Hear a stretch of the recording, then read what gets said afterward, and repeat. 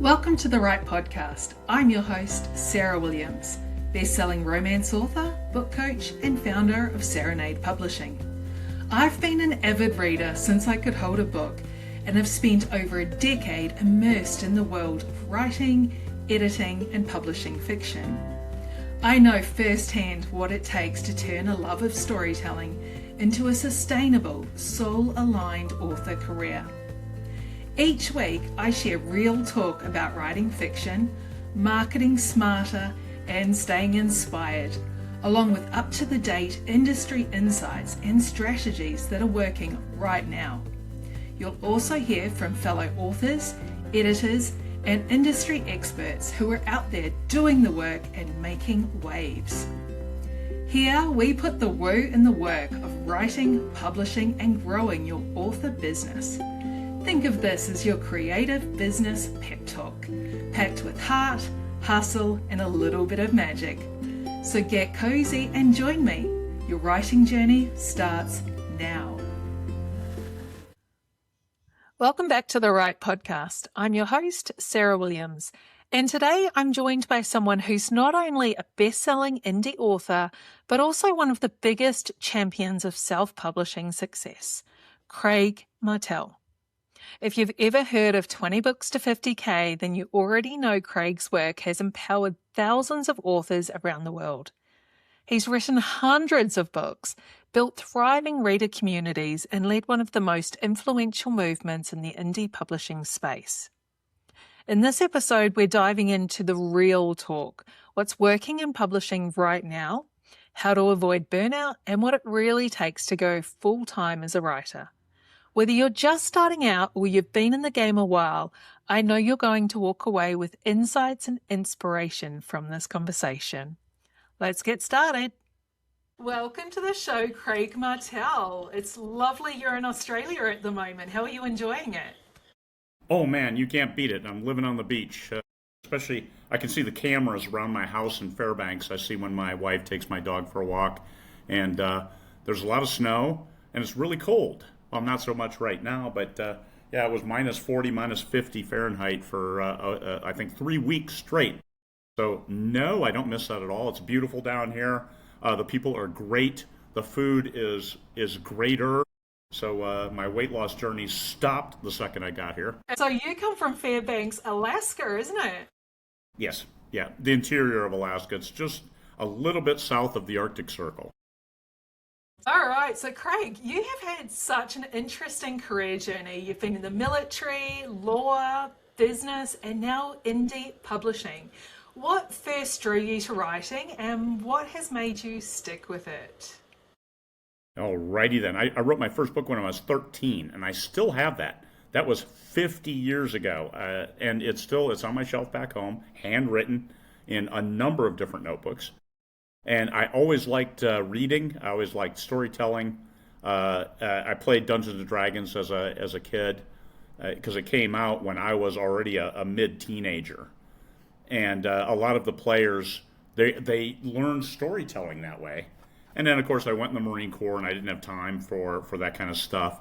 But there was always time for reading. We always carried books in our backpacks, and we would swap as we finished them. So I read thousands of books as I was through my adulthood. And then after I retired the second time, so I'm a complete retirement failure. After I retired a second time, I'm like, I got to do something. Let me write that book I always wanted to write, which of course was the catalyst for that was I retired and I had a big burn pile, and I'm like, I need to take care of this. And I accidentally lit myself on fire, and so stop, drop, and roll. I had second-degree burns on my leg. And I'm like, I can't be trusted outside doing manly man stuff, so let me do something that is a little safer for me. So let me write that book I always wanted to write. And that was 2015, a little over 10 years ago. I sat down, I set a goal of 1,000 words a day. And when I first started, I spent 8 hours a day at the computer. And I wasn't getting my goal. I wasn't getting 1,000 words. And then all of a sudden it started clicking, the story started flowing. And I had 10,000 word days toward the end. And so 61 days later, I had a 100,000 word book, and I'm like, hey, I like this. I didn't like the editing part. I reread that book, 100,000 word book. I reread it like 20 times going through it, and then I was fed up. And then I discovered professional editors that you just like write the book and then you give it to them, and they make it pretty. After that, my production went up, so I've been writing a book a month for 10 years. That's incredible. And of course, you were one of the founders behind the 20 books to 50K group. So, I was not. I no, was not. I was there from the beginning, but I was not one of the founders. I ran the group for 8 years, 7 years, and I ran all the conferences. That I did found the 20 books conferences and run those. But no, Michael Anderle was the sole founder of the 20 books to 50K movement, which is trademarked. It's his trademark. It's his business. It's his brainchild, we should say. yes, absolutely. So, do you believe the 20 books to 50K is still a business model? We still need to write sort of 20 books to be earning $50,000? Or do you think it's easier today or even harder? That's 20 books to 50K is a retirement plan, nothing more. If you have 20 books and each book is making $7.50 a day, you will make roughly 50,000. I think it comes out to $54,000 a year. And in Cabo San Lucas, Mexico, you can live on 30,000, but you can live very comfortably on 50,000. So that was the whole premise. So it's about controlling your expenses. It's about making money off your artwork. And what we found is that it's a logarithmic curve. So you're 750 a day, but then these books, especially as you get more and more, they make more and more, and all of a sudden you're not earning 50,000, you're earning 150,000 with the majority right up front. So a book that earns $100 today in 2 months might be earning $2 a day. And that's why, and if you keep publishing, for us it was always about 4 lists. For me it was the front list, the new releases. However, finally I have, 10 years in, finally I have my ads figured out, and I am making more off my back list than I am my front list with old titles. Excellent. And I'm very pleased with that because I have over 200 books out. So very pleased that the backlist is earning its keep. Yeah, that is incredible to have 200 books. That's really, congratulations. That's such a accomplishment. Thank you. Thank So you. the indie world has changed a lot, especially in the last few years. So what shifts are you seeing right now that writers really need to be aware of? I think writers need to not be so afraid of AI incursions into our creative space. People will use it for idea generation and things like that, and whatever. I don't condemn people one way or another. I don't care. I think that human written books will always be desirable. It'll be the Rolls Royces, the Bentleys, the handmade vehicles that you can't. A Ferrari. You have to get on a list to buy a Ferrari, and so that's what I'm offering. That's what other people are offering with their personal written books. When you're just starting off, I think AI, because it's large language model, it's predictive text, right? So it takes an average of, hey, here's the good books, whatever. So that predictive text comes up with an average. So if you're just starting off, an average novel is better than what you can write. So you're thinking, oh my God, it's doing better than me. I look at it, I'm like, this is weak, because I hold myself to a much higher standard, because I've written so many books and I've seen what works and what doesn't work, and I strive every day to improve my craft. So that's we're writing Ferraris, and I don't think AI will ever take our place as creatives. However, it will chase a lot of the newcomers away before they've had a chance to learn and get above that average line of what the AI can produce.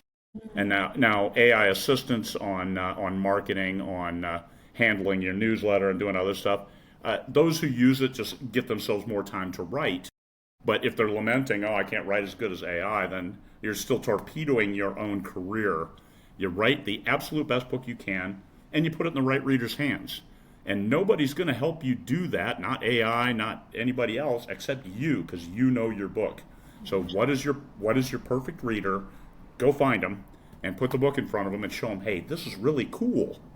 It's going to satisfy an itch you didn't know you had. That's it. There's always readers. There's always readers for your books. You just have to know who they are and where to find them. Absolutely. I love that. And of course, AI technology has kind of been around for a little while anyway, since before ChatGPT, when Pro Writing Aid and Grammarly and those sorts of things, so we have been using them, or most of us have been using them for a while. So that's really interesting. Thank you so much. So, from your perspective, what sets a full-time author apart from those who are still trying to gain traction? The full-time author. The full-time author can produce with the pressure of having to produce. Uh, I've known, obviously in my position and working with authors, I've known a lot of people who have gone full time and lasted anywhere from 4 months to a year to 2 years before they went back to a day job because it was just too much pressure, and it stifled their creativity. They found that when they didn't have the pressure of money, then they were much better suited to unleashing their imagination. But when they had that burden of having to provide for their family, then it's just too much, and it's too much for a lot of people. But what separates the full time author is their ability to create and, oh, by the way, do this other stuff that you have to as part of a business.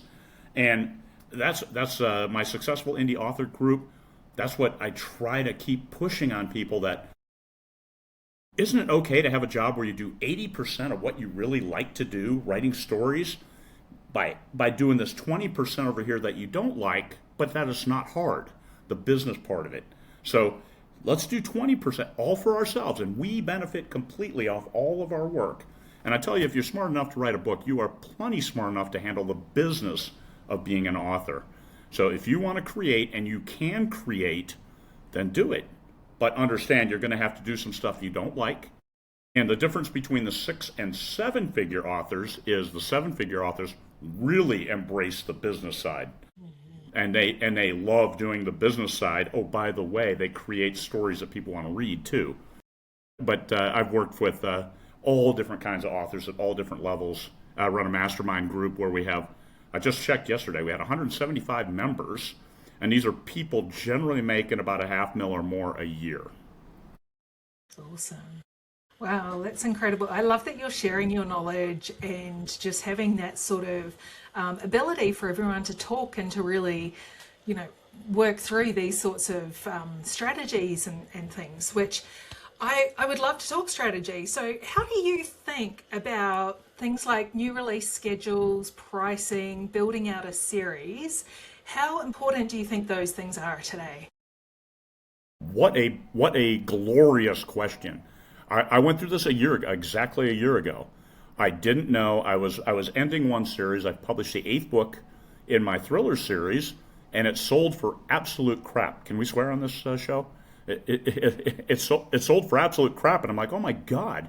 I just spent 6 weeks writing this book, and I have 50 sales on a series that has done pretty well overall. I'm like, what the hell? So I have 17,000 people on my newsletter list, so I ran a survey. What do you guys want more of? Well, they wanted, by a margin of 4-1, they wanted more of my military sci-fi. So guess what I'm giving them? A 9-book series, military sci-fi. And guess what series is resonating really, really well with my readers? So when you have enough of a readership, you can ask them, what do you guys want to see from me? And so I filled that void. Otherwise, you have to guess, and it's the Venn diagram of what do you like to read, what do you like to write, and then what do people want, or what are people willing to buy? So you find that where it crosses, because you have to like to write it. It's not like, hey, lit RPG is selling, but I hate lit RPG, but I'm going to write it anyway because it's selling. That will come through in your writing, and guess what? You're not going to be able to sell a lit RPG that you forced yourself to write that you hated. So you got to write something that you like to read. And the good thing about most authors, they're heavy readers. They read multiple genres. You can find something that works. And then write that, and then get into that niche of what people are buying. And that's why I always recommend K-Lytics with their data reports on various genres. And the most recent one, Cozy Fantasy, which it has its own category now on Amazon. Cozy Fantasy, Romantasy is a huge, huge genre that is underserved. Thank you, Rebecca Yaros, for opening that up. And it's underserved, so there's a lot of opportunity, and a lot of authors are rushing in there. And actually, I'm not writing it, but I'm publishing it for another author who wrote a 185,000 word urban fantasy with dragons in human form. And yes, it's a massive epic, but it should appeal to the romantasy crowd with an urban fantasy slant. And yeah, take advantage of those opportunities as they come up. Watch for them. K-Lytics is a great source, especially when Amazon adds a new category. You can guarantee that it's going to be underserved at least for the first year or two. Yeah, that is absolute gold. You were saying you wrote a book in, what did you say, 60 days? Yeah, that's the longest I've taken to write a book is 73 days, I think. And that was my dad passed away 2 years ago, and I wrote a book for him because he was big on living off the land and that kind of stuff. So I wrote a post-apocalyptic book in his honor because he was a little feisty too with listening to too much Rush Limbaugh on the radio, and wrote a post-apocalyptic book in his 139,000 words, and then the sequel was 150,000 words. And about halfway through the sequel, I started to lose interest. And I'm like, oh my God, okay, this is going on forever. I mean, it was interesting. Stuff's going on. It's a good book. But yeah, that one took 73 days. I had to really force myself to get through that one. But for dad, keep going. And those two published, they did great. They did better than I thought they would do. Because usually passion projects don't do well. And too many authors write their passion projects too early in their career, and they lose any momentum that they might have had. That is so interesting. Yeah. So writing fast, or would you even call it rapid releasing, or it's just releasing the next book? Well, the military sci-fi series that I'm writing now, I am publishing the first 7 books in 6 months, 1 book a month. But I had the first 5 books written when the first book published. So I'd been stockpiling, and of course my sales, my cash flow took a dive over the summer, when usually my sales are down a little bit, but I mean nosedive, because I didn't have anything new in front list, and I didn't have my ads dialed in yet. And then the fall hit, got my ads dialed in, got the new series rocking, got another book in an old series where we only publish a book a year, 1 book a year. So I can show you both ways that, hey, publishing fast, the books are out there, they're 65,000 words is all. And they write very quickly, military sci-fi, so I don't have to do a lot of research. And then another series, it's like 130,000 words each book, but only 1 book a year. And that series is doing the best out of all our series. So you don't have to publish fast, and that's you have to publish the absolute best book you can write.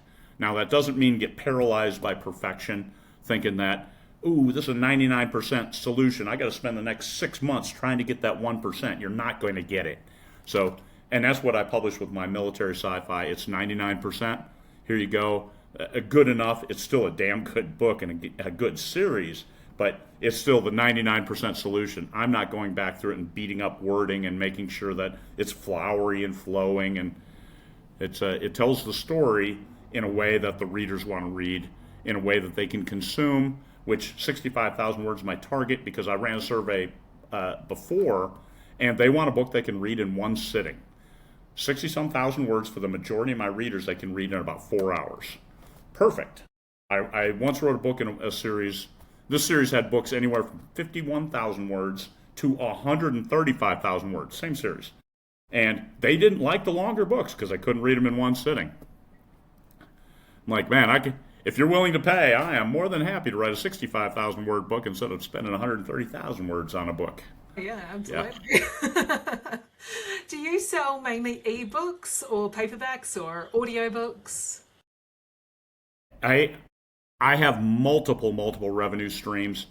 Ebooks are my primary source right now, and because of the way I've been advertising, I have a balance between ebook sales and Kindle Unlimited page reads. And then I also sell a lot of paperbacks because on those ads, I mix my ads. I make sure if I have an ebook ad that the paperback is included as part of that ad. So, because Amazon knows who to serve paperback ads to. Because most indies don't advertise their paperbacks, and I think you need to.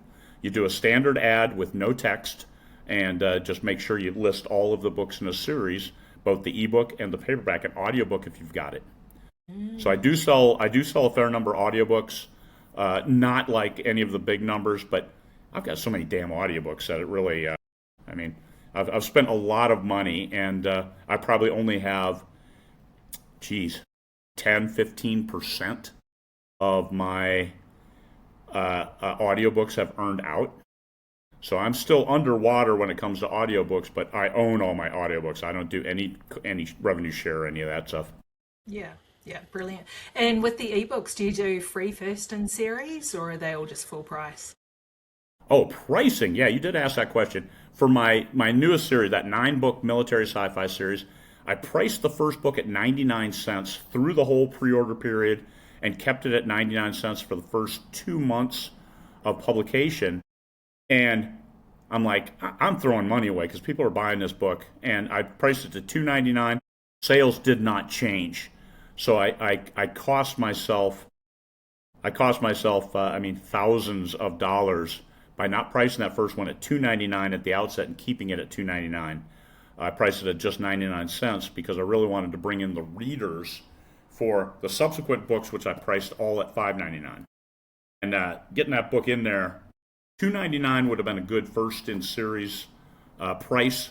And so I do have my books down, that first book down $1, maybe $2 in some cases, because hey, let's give people a chance. They're still going to pay for it, so that gets them invested. I am not a fan of a perma-free. I know a lot of people are and have had very successful careers with that. Also, I do run one promotion a month where I put that first book for free, but I have 25 different series, so I can do a different series. I don't have to discount a series more than once a year. And so bring those readers into the whole universe of, if I can get them on the craigmartelle.com newsletter list, holy cow, I win. Because if they read anything of mine, I mean, a new reader's worth $250 to me if they start picking up any of my backlist. Yeah, that's awesome. And you're in Kindle Unlimited, so it's easier to do that with the price discounts. And almost exclusively on all my titles, yeah. Yeah, no, that's awesome. So how do you decide where to focus your energy? And like, now you're in Australia and you're not at home. I'd love to know how do you plan your days? Well, this is when you're successful enough, you can do things that you have to do.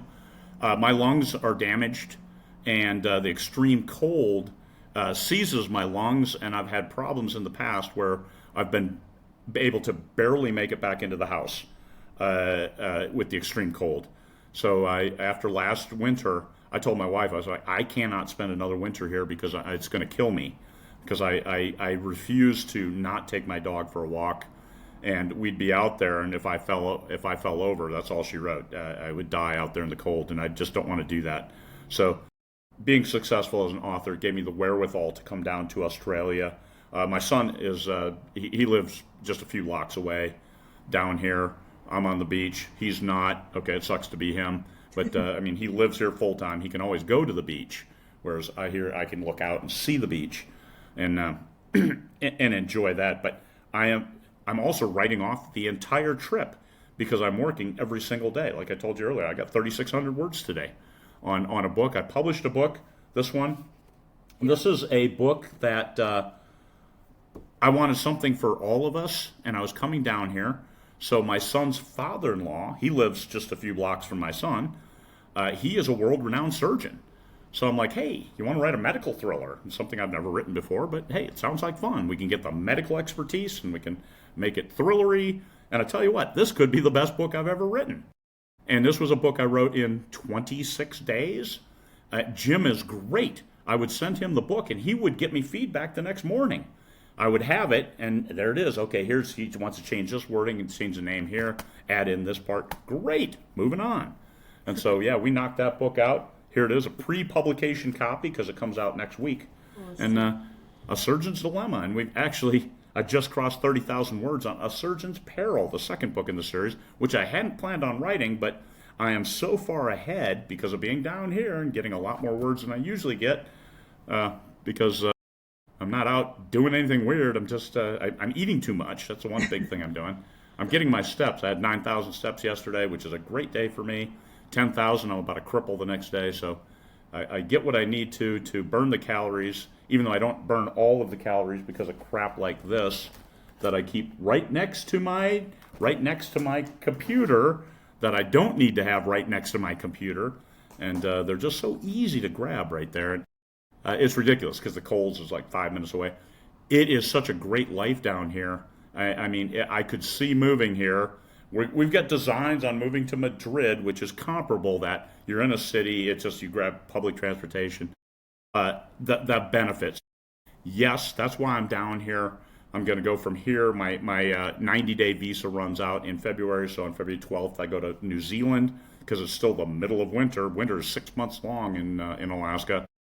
And then spend a month and a half there before going home on April 1st. Yes, absolutely. So I don't feel like burnout is in your vocabulary as an author. No. It seems like you're good. No, I enjoy storytelling, and this is one thing I tell all authors is make sure you love storytelling. Make sure you love writing the books. Now, you don't love the pressure of writing books if you have that full burden of having to make money from them, because not every book is going to resonate. You might publish a book, you publish 4 books a year. If you have a book that doesn't work, now you're talking 4 months of no pay, and a lot of people, that's a lot of pressure to put on yourself. So I don't have that because I have enough books at my backlist. If I have one that bombs, and I do on occasion, one doesn't resonate, that's okay. That's okay. I can move forward. But I tell authors, I would love to remind myself what I tell authors. But you asked a question, and now I'm lost because I meandered so much on that answer. Burnout. Yeah. If you love writing, then for me, an escape is writing. Like I found out one of my co-authors passed away today, and another one of my co-authors passed away last week. That now makes 6. 6 of my co-authors have passed away. And I mean, I've only been in the business 10 years. I know I'm a little older, and I resonate with my co-authors are generally older. But damn, I lost 2 in 1 week. And what do? I disappear into a world of my own making and live there for a while. So I am usually extremely productive during those times because I come from the generation of bury that shit and take it to your grave. So I'm not going to wallow in pity or self-remorse or anything like that. Not publicly, definitely not publicly. And get the words, write the book. The greatest testament to another author is write a book. Write a book and have it resonate with the readers in a way that they like. It's like, hey, you helped teach me this. All my co-authors taught me stuff. Yes. So, yeah. I love it. You have just inspired so much. For me, I've been following you for a long time. One of these days I am going to make it to your Adelaide conference, or maybe I can talk you into coming to Sunshine Coast Fiction Festival. We'll talk about that off here. And I just love your generosity. It's such a privilege to be able to talk to you today and to get these pearls of wisdom that you're offering for us. My pleasure. There's only 2 things you need to do in this business. Write a great book, put it in the right reader's hands. There you go. That's 2 it. things. Do these 2 things and you will be a successful author. Are you going to be writing a book about advertising for all this anytime soon? I am not. I'm not going to do ads because other people do ads so much better and they study it. I only use the systems that they've pioneered and they continue to study because, once again, the mastermind group that I run, we have people who make so much damn money. It's almost obscene because of their success with ads. And they're very kind to me in sharing their knowledge and helping me. One of the guys, I think he's up to 3 million this year, is what he made. He sat side saddle with me for an hour and helped walk me through a number of different iterations of my ads to get me back on track. And that's what it took to get me on track.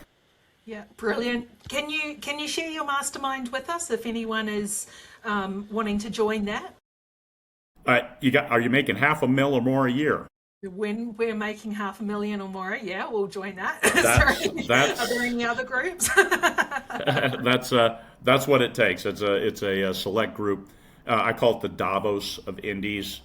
And what I learned there, I do bring out and I share the successful indie author. You'll find on my at Successful Indie Author YouTube channel, you'll find all of the different videos that I've done, Facebook ads, Amazon ads, uploading your first book to Amazon, and so many other things that hopefully help people. I put up a number of presentations that I've given, to include one I've given to the masterminds, and that was, it wasn't on burnout, it was on a balance, like a work-life balance. Because if anybody needs it, people who are making seven figures, they lean forward so far that they're very close to crashing. And sometimes they need that sanity check of what are you really doing. And I love Pareto. Pareto is a genius. 80% of your effort yields 20% of your revenue. So find that 20% that gives you the 80%, and then focus on that and start shedding that 80% of your time that is not giving you the revenue or the improvements that you're looking for. And I think that's important for everybody to review, especially newer authors, because newer authors flail. You've seen it, flail like nobody's business, because they're writing their first book and then they're thinking, oh, I saw Craig said you have to have a newsletter, so I'm starting a newsletter, and oh, I have to have a reader magnet, and I have to stop it. The only thing you have to do is write your book. Once you have your book, then you can do these other business things. 20% business, 80% writing your book, and then 80% writing that next book. So don't get so overwhelmed that all of a sudden you stop writing and you don't even have the first book completed and you're quagmired and all this other stuff. So remember all those cartoons when you were growing up about quicksand? The quicksand is of your own making. This is true. This is absolutely 100% true. Craig, what is your website where we can go and sign up to your newsletter and check out all of your books? Well, that's craigmartelle.com, CraigMartelle.com. Very simple. You can find that the newsletter. I rotate my newsletter sign up freebies, but once you sign up, there's a 5 email onboarding process, and you get stuff. I give away an audiobook. I give away short stories on every one of those, and then I introduce you to here's my stuff. So that's awesome. I'm going to go and study your welcome sequence now. That sounds brilliant. My advice: keep writing. Always write, no matter what. Write. The best way to become a better storyteller, a better writer, is by writing. And you get feedback every now and then, and all of a sudden, hey, you're writing books that people really want to read, and that's what makes a career. Yeah, absolutely. Thank you so much, Craig. Appreciate that. Thanks. I always find it so grounding to talk with people like Craig, writers who have really lived the indie publishing life and still show up with generosity, clarity, and a genuine passion for helping others succeed. What stood out to me most in this conversation was how much of this journey really comes down to mindset. Yes, there's strategy, and yes, there's hard work, but Craig reminded me that believing in yourself, staying consistent, and building community are just as powerful as any algorithm or ad campaign. And honestly, it's refreshing to hear someone who doesn't sugarcoat the challenges, but also doesn't make them feel insurmountable. He's proof that it's possible to build a sustainable, fulfilling career as an author without burning out or losing the joy that brought you to storytelling in the first place. So here's something I want to leave you with today. What does success as a writer really mean to you right now?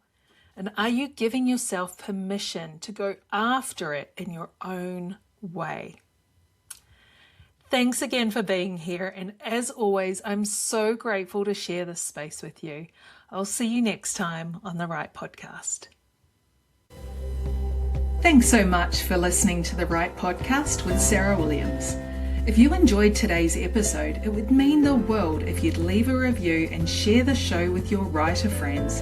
It helps more creatives find their way to us. And don't forget to follow Serenade Publishing on Instagram and TikTok for more writing tips, publishing advice, and exciting events to keep you inspired. Keep writing, keep dreaming, and know that I'm here to support you every word of the way.